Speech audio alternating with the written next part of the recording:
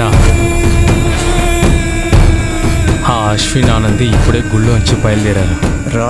రాని అశ్విన్ ఆనంది పైకి పోవడం ఖాయం. దేవుడి దగ్గరికి పంపించేస్తా.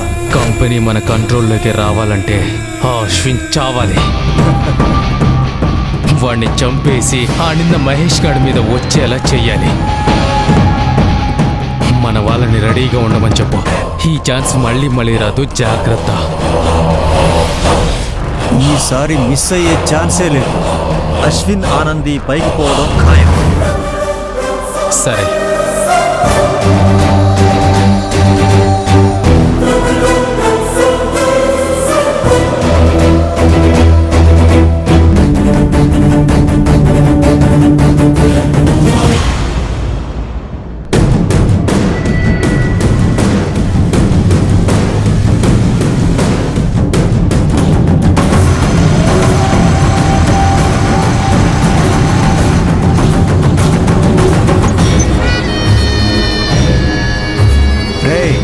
అదిగో బైక్ మీద వస్తున్నారే వాళ్లే.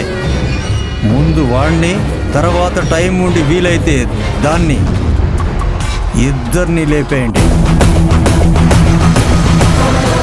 అలాగే అన్నా.